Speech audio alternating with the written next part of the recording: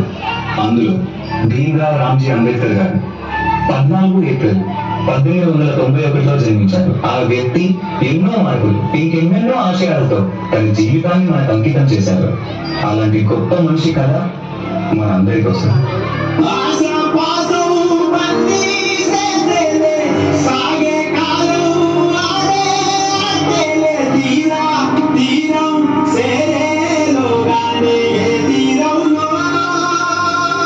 నమస్కారం మాస్టారు. పిల్లలు, ఈ ప్రశ్నకి మీరు ఎవరు సమాధానం ఇస్తారు? నేను చెప్తాను మాస్టారు. ఆగిపో. నువ్వు బల్లాన్ని తాకితే దాని వెనకాల ఉన్న మా భోజనం మైలైపోతుంది. నువ్వు కూర్చో. నువ్వు వెళ్ళి రాయి భీమ్రావ్.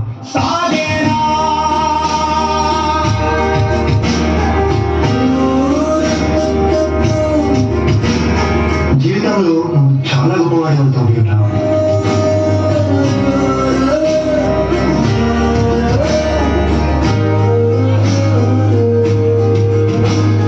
నీ వల్ల మా భోజనం మైలైపోయింది. ఇది కూడా నువ్వు పెట్టిను.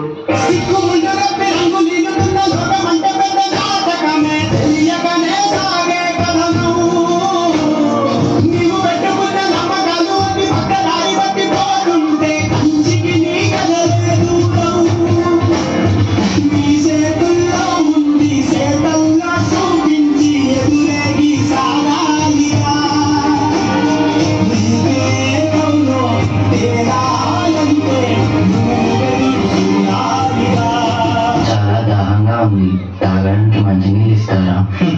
నీలాంటి వాళ్ళకి అదిగో ఆ మురికి నీళ్ళే, వెళ్ళి తాగు.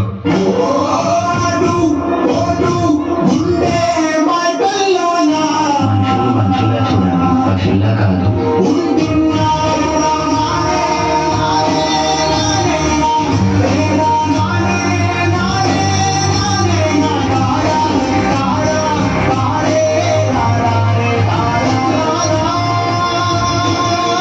నువ్వు ఎవరికీ తల వంచకూడదు. నీ చదువు నీ మార్గం కావాలి. విజ్ఞానమే నీ ధనం కావాలి. నీ వాళ్ళ కోసం నువ్వు ఒక దీపంగా నిలవాలి. నీ కృషి, పట్టుదల, దీక్ష మన భారతానికి రాజ్యాంగం కావాలి. ఇప్పటి నుంచి నీ ఇంటి పేరు నా ఇంటి పేరు అవ్వాలి. అందరూ నిన్ను అంబేద్కర్ అని పిలవాలి. సరేనా భీమ్రావ్?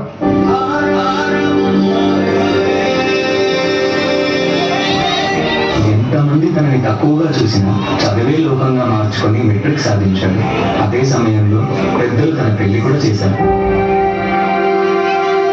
సాయాజీరావు గాయక్వాడ్ అనే మహారాజు సాయంతో విదేశాల్లో చదువు పూర్తి చేసి ఎన్నో గణితలు సాధించి తిరిగి వస్తారు.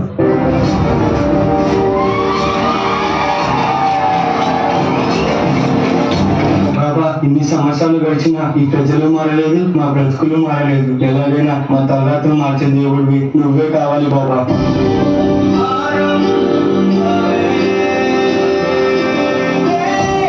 నా ప్రజల కోసం ఎంత కష్టమైనా పోరాడతాను.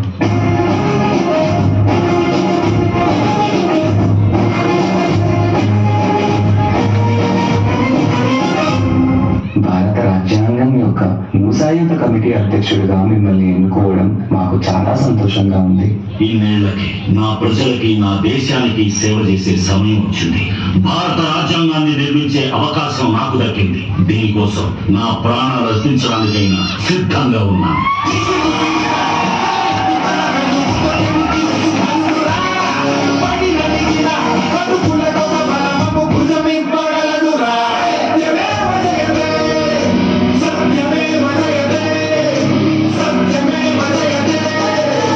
అంబేద్కర్ ని ఒక ప్రాంతానికో, ఒక కులానికో, ఒక మతానికో పరిమితం చేయలేము.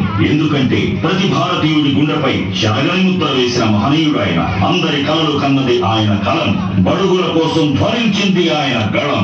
భారతదేశంలో రాజ్యాంగం ఉన్నంత వరకు ఆయన మన మధ్య బతికే ఉంటాడు.